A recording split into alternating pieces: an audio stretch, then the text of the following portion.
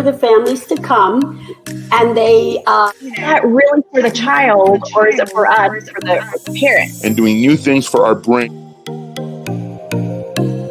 Who's orchestrating everything in this universe? Which parts of the brain are used? Based on that map that we have.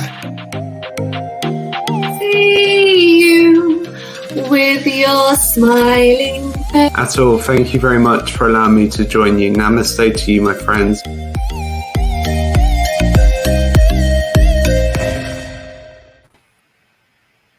There we go. Well, hello, Sue. It's so good to have you today. I know we see each other on Facebook, and today's the first time we've actually talked to each other. So welcome. Thank you. Thank you for inviting me back. It's a real pleasure to be back as well. I'm looking forward to this. It's going to be a really good conversation. Yes, I believe it is. I find your posts to be very helpful. And that's the whole purpose of this group, is for people that have the knowledge to share it, because we don't all know everything. And we need a little bit of information from a whole lot of different people. And so I want to tell people a little bit about you. Okay. Sue is an award-winning freelance international early childhood consultant who has been writing and delivering accredited and non-accredited early years trainings since 2004. She lives in England and has worked in early years since 1998, starting out as a registered childminder. She was graded Ofsted Outstanding twice before resigning to work on fixed-term contracts funded by the DIE. FE. Sorry. Ofsted is a regulatory body in England, so to receive a top grade of outstanding from them, not just once, but twice, is in itself outstanding. So congratulations, Sue. I'm sure you're proud of that. Her first book, Self-Regulation Skills in Young Children, was published in April 2014.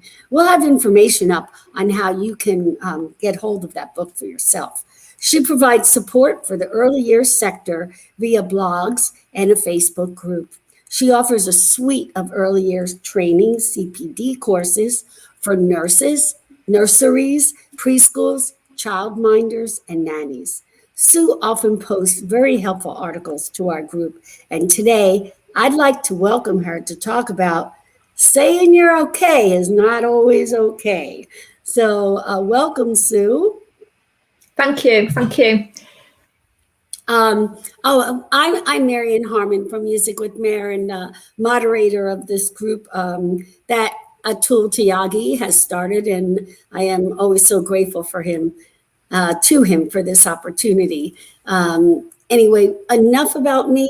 Let's get into some questions, because this is going to be a great conversation, and we encourage you to join in with us by posting comments, because both of us would love to see them and respond. So, Sue, adults almost always go for the immediate statement of, "You're okay," when they see a child is hurt or crying. A term we are hearing more and more often is toxic positivity. Let's talk about why it's not always a good approach to go up to a child and just immediately say, "You're okay." I think it's one of the sweeter things. As adults, we always want a child to feel reassured, and we want it to be okay. But I think also it's really, really important to acknowledge and affirm that actually it's not always okay.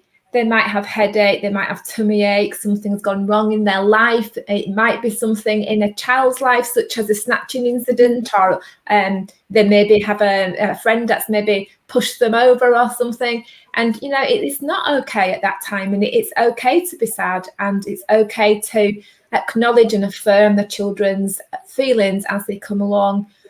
The toxic positivity that you've just referred to is when we want everything to be okay all the time, and we just know that life's not like that. And it's nice to be able to be positive as much as possible, rather than be negative about what's going on. But we do need to understand with children, If children have had a fall, a slight fall, and they're looking round, sometimes they do that social referencing. They don't know whether to cry or whether it is okay or not.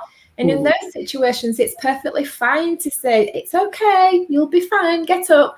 But actually, if they've hurt themselves, you really need to say, oh, wow, look at this, you've really hurt yourself there. Would you like my help? Or what we should do about that? So it's down to the adults to kind of understand, really, and not to kind of use that "you're okay" as the permanent default, I think, and have maybe a range of tactics and strategies to use with children, because if they've got tummy ache or headache or something, in their world is not quite right at the moment, they're dysregulated, they're feeling upset, it might be okay to say it's going to be okay, but to actually acknowledge that they're cross or they're sad or they're tired or hurt at that time, and then give them strategies to be able to cope, I think is the biggest thing to be able to do for an adult, is to know what strategies to use and when, and know the children really well as well. Okay, so when a child is hurt and they, look up and they're like, it's a fake cry, you just want to reassure them, hey, you're okay. Absolutely. It's okay. Yeah. But if another child pushes a child down, that's not okay.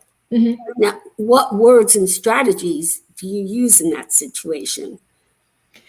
I usually try and acknowledge what's happened. Oh, such and such pushed you over, or oh dear, we've had a bump together. What's happened here? Just try and reiterate what has gone on. And if it's unkind, and if it's been a pushover, that's somebody has lost control and pushed another child over due to anger or frustration, acknowledge that for both children. And it's not okay. It's not okay for that child to have pushed the other child, and obviously it's okay for the other child to be upset about it as well.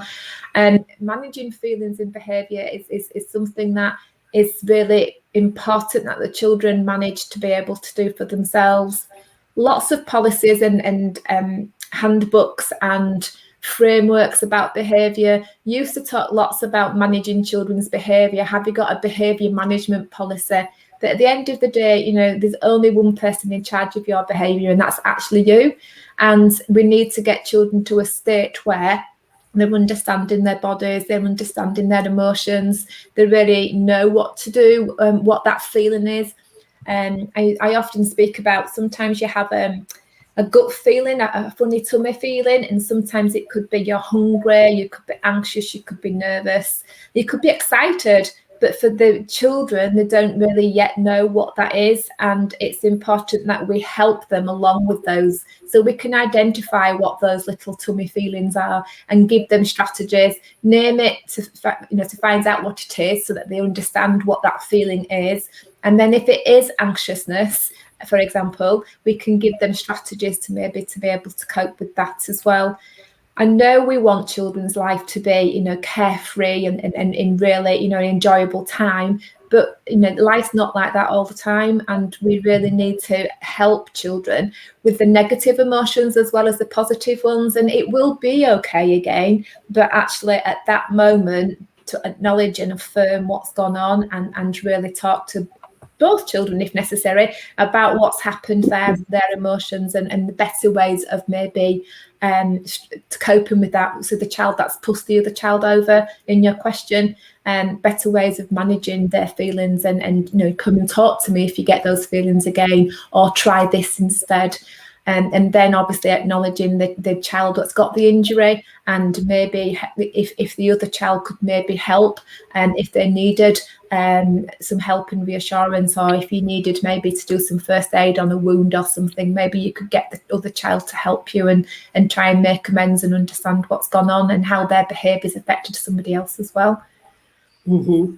And I love how that you say that the difference between it's okay or it will be okay, because as adults, parents and or teachers, stop and think about the fact there are some things that are just not going to be okay. Mm-hmm. Like a child's dog dies and they tell you, and you hug them and say, it's okay. it's not okay. Mm-hmm. Yeah, and in our quest to protect children from what we call negative feelings, we're teaching them, we're not giving them skills. Like Peter Alsop always says, they're not negative and positive feelings, they're comfortable or uncomfortable. And when something's uncomfortable, what do they do with it? So if you had a child that said to you, you know, my dog died, how do you handle that? I mean, you don't say, it's okay. Yeah. And at that age, do they really understand that it's going to be okay? Like, how do you work with that? I think, again, it's about acknowledging what that child is saying at the moment. That's really sad. I'm really sorry to hear that. And hopefully parents will have also maybe given you the heads up that something's happened, and you might have been able to speak to parents about what's already been said. I think bereavement is so difficult to have a one-size-fits-all approach again for, because there are so many different beliefs and cultures and faiths and different ways of coping with the bereavement. So understanding the children and understanding the families and a little bit about what their approach might be and how to support the children. Bereavement's a really tricky one. Sometimes parents talk about somebody's died and they've gone to the angels, or they've gone to heaven, or there's all sorts of different kind of ways of managing that kind of conversation with children. But age and stage appropriately, it's really important that the children understand. We talk about life cycles lots in early years, and we might help the children to thinking about what's happening when maybe the life cycle of a butterfly, for example, or life cycle of a frog. But if we also include at the other end about, you know, the fact that things aren't alive all the time, and actually some of these things die as well, or everybody will die eventually, you know, these creatures will die as well. And it's a softer way, I think, to get the children to understand a little bit more about the uncertainty that, you know, if somebody talks about their dog died, if they haven't had any first-hand experience, or they don't know what that means, they don't know it's a final thing and they're not coming back. I've heard lots of, you know, oh, grandma's gone to heaven, and children packing up a backpack saying they're going to go find her and what have you, and they don't understand the complexity of a final thing.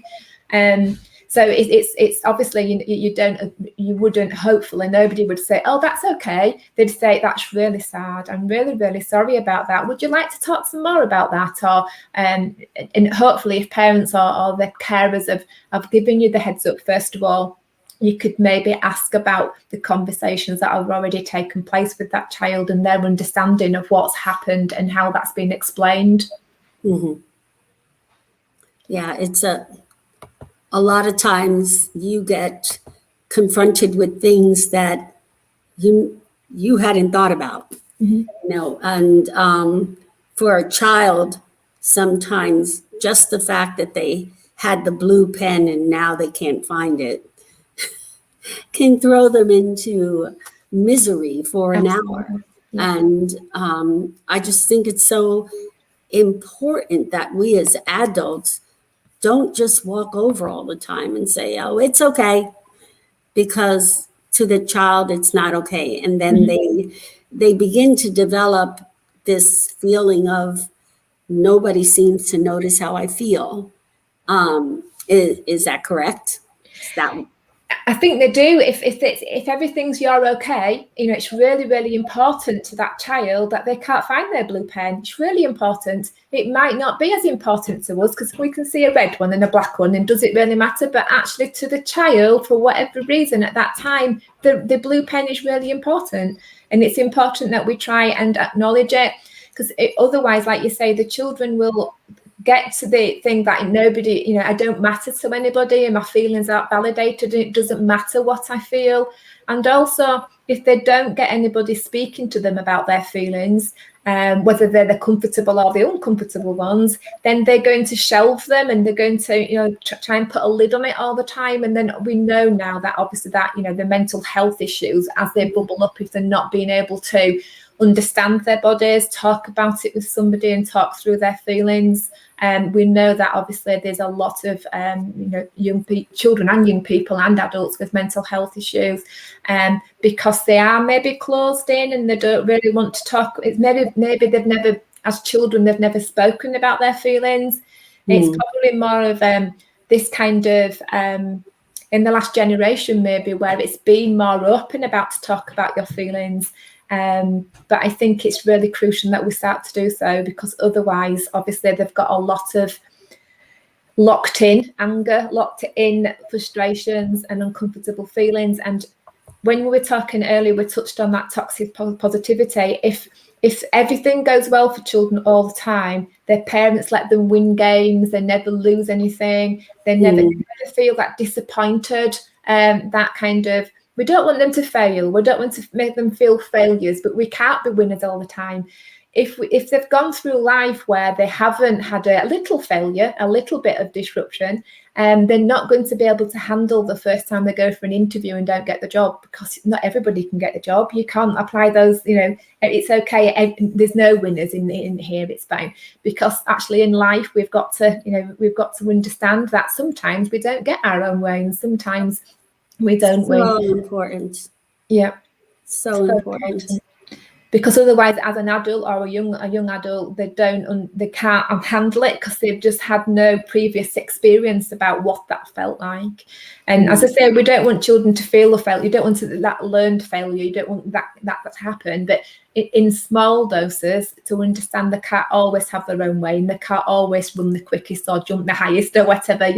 Little bits at certain times where they can manage in manageable terms, where for age and stage appropriately, where we've got adult support to be able to help them with that as well. Yeah, I guess I'm more of a it's not okay, and that's okay too. Absolutely. Yeah. We know as adults that we have mornings where we get up and go, right, okay, world, off I come. And then there are some mornings where you wake up and think, actually, I'm not really up for that this morning.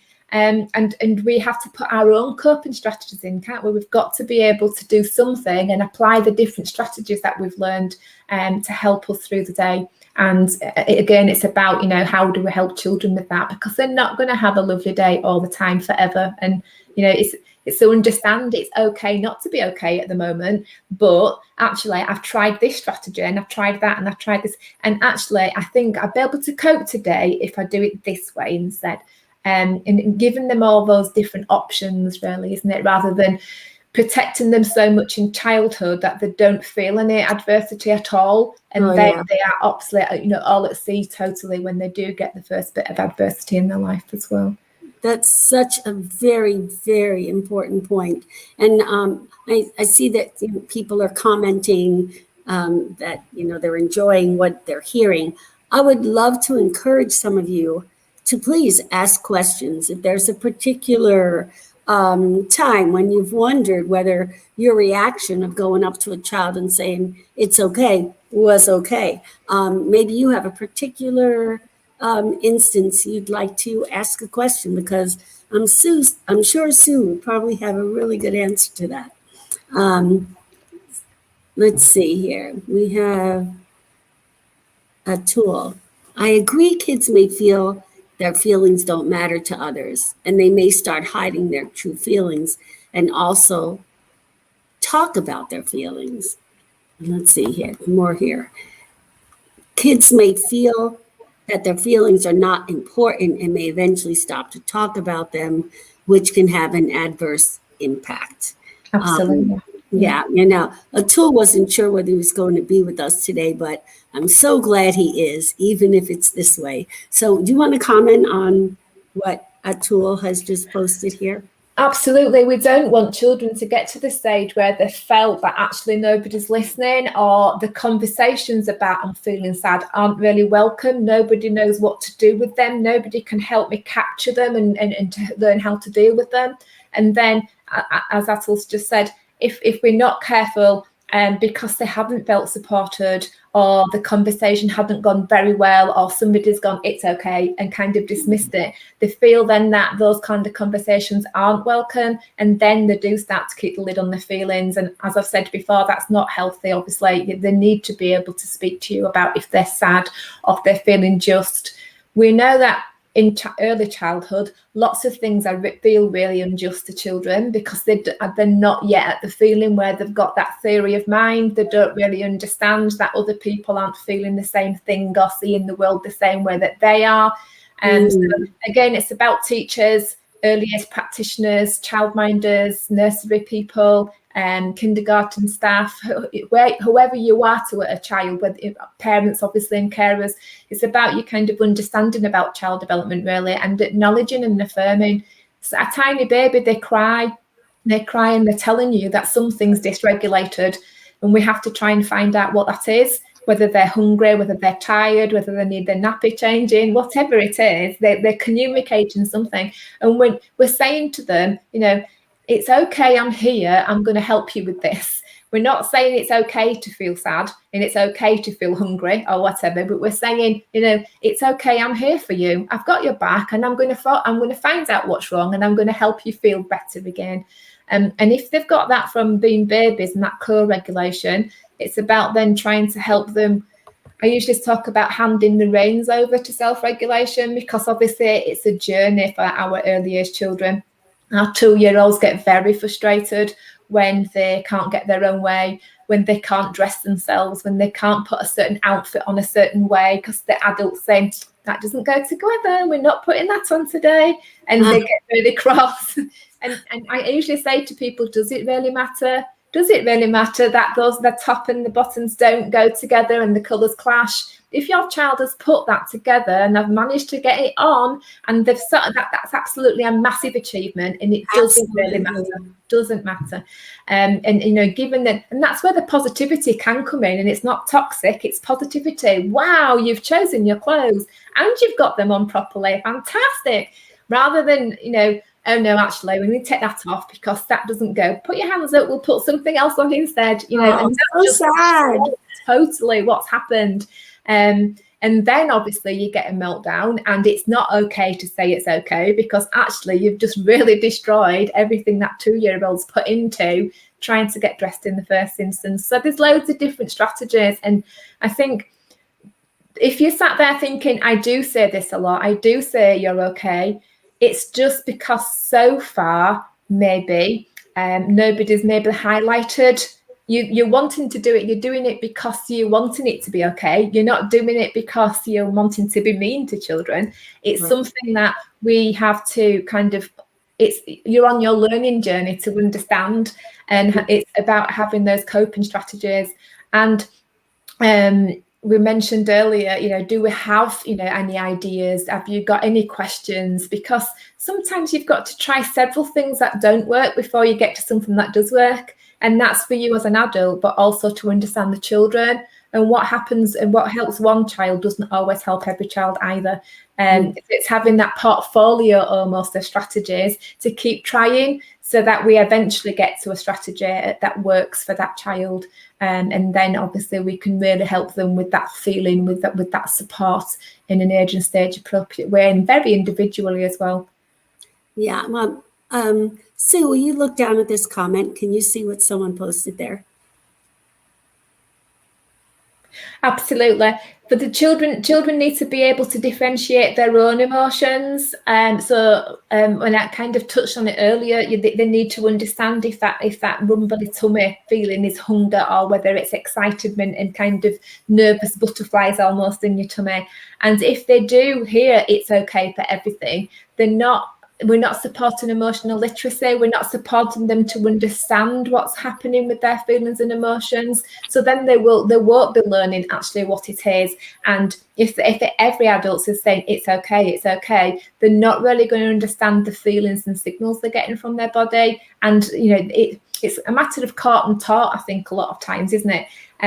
You capture in that moment, and you're almost the child's thinking brain or social brain, because they don't have that skill yet. So they're crying, and then you can say, you look really sad.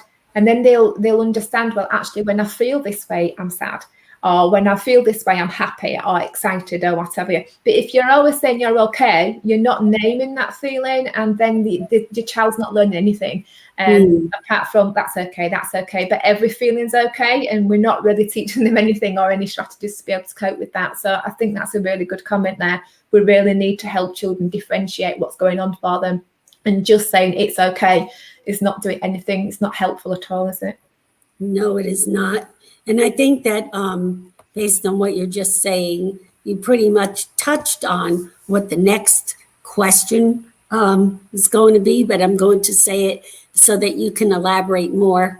How does using a different approach to help a child learn to self-soothe and have a healthier approach to lead to them having a healthier approach to regulating their own emotions? And before we came on, you and I talked about that we often think that when we're talking about regulating emotions, it means we have to get the child to calm down, but sometimes it's getting the child to energize or to feel good. So how does teaching this strategy help them have a healthier approach and learn how to do the very, very important skill of self-soothing? Yeah, I think this is a really good thing to think about here. Yeah, it's a whole range of things, isn't it, about that self-regulation stuff, and it's really, really tricky. For teachers to understand, or all adults to understand how to support this, and it's a learning curve for everybody. I didn't know about self-regulation a lot of years ago. We went through, in behaviour management sessions, we used to talk about not saying no and being positive, tell the children what you like them to do, etc. And we've gone a whole host of really round the tables with it now. We understand brain development more. We understand, obviously, what toxicity does to the brain. We understand about mental health. I think everybody... You might be sat there thinking, I say no lots, or I say you're okay lots, but now we've understood that's something that you do, and maybe you could read into more or look at blogs or whatever you need to do to be able to understand a different approach. It's okay to have done it so far because we've all done things in the past because we didn't know anything better. But now we are, listening to all these wonderful events we have every week. You're listening to all sorts of different experts from different fields and different countries giving their thoughtful input. And, obviously CPD makes everybody, that richer person with a richer toolkit of what's going on as well, richer toolkit of strategies to be able to apply. And like you said, it's not all about sitting down to self-regulate, listen to the teacher and write lots or read lots. It's all about those, to self-regulate. Do I need to go run around? Actually, I've been sat down a lot. My body's pulsing for some energy, and can I go run around? Some children. I often talk about some children need help to change up the gears if you were driving, to go outside and maybe charge about and to run around. And some children will want to be charging around a lot because their body needs that input, but they need our help to calm down. And I think for a lot of years, when we started using the term self-regulation, it was misinterpreted because it was that, let's sit down, calm down, and let's see if we can have a cozy corner or a sensory area, and let's see if we can just totally calm down. But knowing the children really well, like you say, some children, to feel regulated, they will need that burst of energy. They will need to get up and do some music time, some dancing time, go outside, whatever it is, to be able to regulate their body as well. And it's the same with sensory. I could talk all night about sensory inputs as well, but if we know the children, we will know what they need. And obviously working with parents and obviously sharing our knowledge with parents and being that really careful observer of how children behave and what their triggers might be to dysregulation as well. And so that we're not saying you're okay, you're saying, it looks to me that noise is hurting your ears. shall we just go do this instead? Or, what can we do, to help that the next time there's a loud noise, can we have some noise reduction earphones? What do we need to do to help you with that? So you're not saying it's okay. You're saying, actually, it looks to me as though that's hurting your ears. Shall we go and do this instead? And you're giving them the strategy, the correct strategy that it's acceptable to do in your setting, in your classroom, to be able to get the child so that they are regulated and that noise is not hurting their ears anymore. So it's not that you're okay. You're okay, the noise has stopped. No, but it was hurting my ears actually, and I'm not okay. I'm feeling very stressed and very, just very uncomfortable with this. So again, then you'll see it says name it to tame it, doesn't it? It talks about name it to tame it. You need to, you might have to acknowledge what it is for the children, for them to understand what it is, and then they'll understand what's dysregulating them, what that feeling is, and then we can start with the strategies to be able to cope with that, whatever it is. That's wonderful. There's so much wonderful little tidbits in that little section of comments there. I'm really loving hearing all of this, what you have to say. And you're really hitting on all the things that I think are so important as we work with children. The validating instead of trying to control, validate what they're feeling instead of stepping in to control it. Because when you step in to control it, you're sending the message, what you were doing was wrong, or you weren't doing that the right way, or I'm not liking what you're doing. I want to give you a better choice because you have no control. I have all the control. And don't stop and think about that sometime, how important it is as an adult, whether as a teacher or a parent, and a parent is a teacher, when we step in and we are willing to give up controlling their behavior and think of it more as teaching them to control themselves and guide them. And that's what's so important about what you're saying. It leads into why this is such a challenging habit to break. One of my most challenging habits to break was not ending every command with okay. Like, I'm telling you to do that, but now I'm going to ask, okay, and that took me a long time to get rid of that habit. So it's always challenging. What advice can you give parents or teachers who want to modify their behaviors and they want to learn the difference between, when to say okay, when it is okay to say okay, and how do we go about changing that mindset? It's a tricky one, isn't it? Because often it's inbuilt habits, and it might be the way that you've been brought up as well, and how your family used to say things, and we kind of learned these behaviours, whatever it is, whether that's just kind of socially from other people, or whether that's the parenting skills that I often call it the baggage that it come along with you in life. It's almost like it's been modelled to you, and that's how you've been supported. But to actually understand at some stage it's okay to break that mold and not to be too hard on yourself, because like I said, until you understand you do something a certain way and you understand more about how you could do it in an alternative way, then it's the moment, that light bulb moment of actually maybe I need to start to just adjust the way I do things sometimes. And it is okay to say you're okay in an appropriate situation, but not to have it as your single stock phrase. Maybe write some down. It would be lovely if I could give you a list of, if something happens like this, say this instead, because but it would go on forever, wouldn't it? And it would be an impossible task to be able to do those things. But you could almost think about the children, whether you're sat as a parent of one or two children, or whether you're sat there as a teacher of lots of children. You can maybe think about the times where children are upset and the way that you may say you're okay, and you can start to think, actually, if it is one of those negative or uncomfortable feelings we spoke about earlier, what could I offer instead?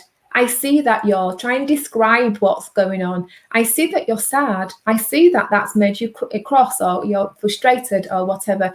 And maybe think about the names of the feelings that maybe you're seeing in your classroom, and then you can maybe speak to the child to sometimes it's not about having those stock phrases, but it's about having, like I said, maybe several different things, but maybe just talking about what you're seeing and hearing, because that really is validating in the moment. It's not like a set script that you've already planned, but maybe you could help yourself by maybe thinking in the last week and what kind of situations have happened in your classroom, in your setting. And maybe think, if somebody's snapped something, or somebody's put somebody over, or somebody's bitten somebody. Sometimes children bite each other, don't they? And that's not okay either. So, we really need to start to think about validating. Oh, that looks really sore, or what, you look really, really sad that that's happened, and I'm sad that's happened too. And really, really just think about. And it's also, it's an adult's way of coming across, isn't it? Everybody has their own individual ways of doing that, and it's finding something you're comfortable with saying as well. Because sometimes somebody will say, oh, how would you put this? So-and-so's just messaged me to say such and such. What should I say? And I'll go, I'd say such and such. And they'll go, I wouldn't say it like that. But I might say it like this instead. But you've given them a little bit of an idea, and you need to find your own comfort zone with it. If you've not been brought up talking about feelings, then you obviously it's a learning journey for you to start to do so as well. But it's never too late to try, and don't beat yourself up about it. Just try and amend your ways a little bit at a time, and just try and find your own comfort zone with that change and where you want to be. You've identified where you are, you've identified a finishing point, but you're not going to just kind of leap from one to another. It's a journey for you to go on as well in your own time to be able to do this too. So are these some things that are in your book? My book talks about self-regulation, it talks about brain development, and it talks about child development. So it talks about how self-regulation skills, children aren't born with self-regulation skills, but there are certain things that we can do, obviously, along the way to help them.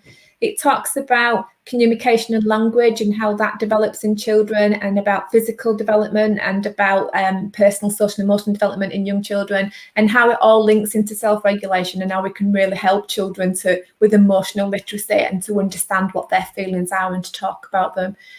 So my book, it came out in lockdown in the UK, which wasn't so useful, in April 2019.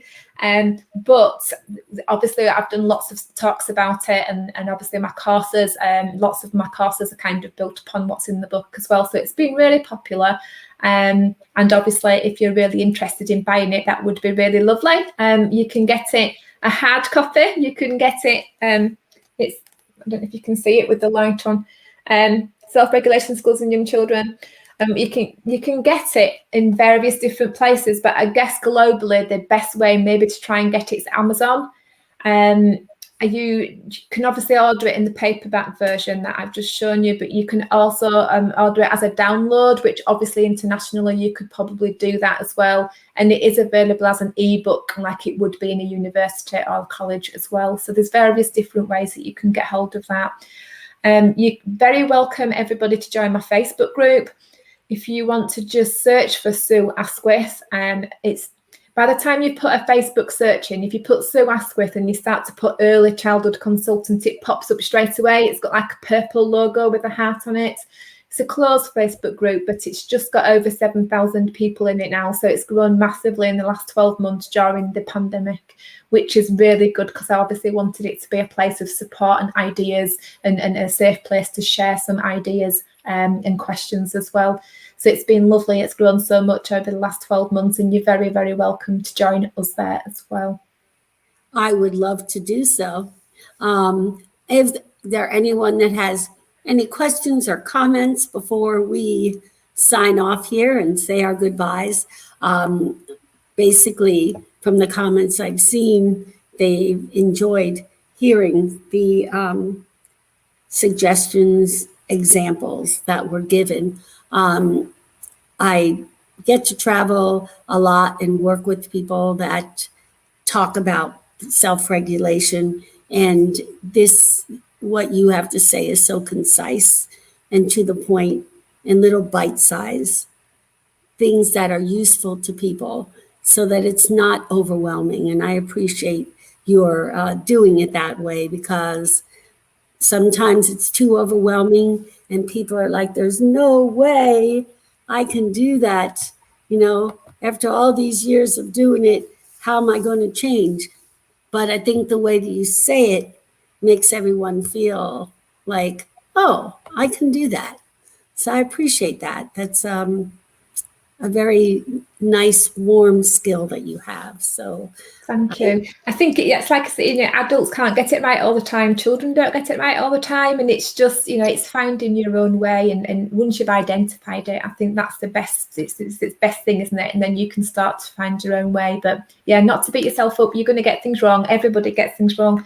You're going to reflect and think, actually, next time, perhaps I'll try this instead. You know, we all do it. It's you know, it's a part of our learning journey ourselves, isn't it? So, yeah, yes, it is. Start small. And it's okay. Absolutely. That's okay too. Yeah.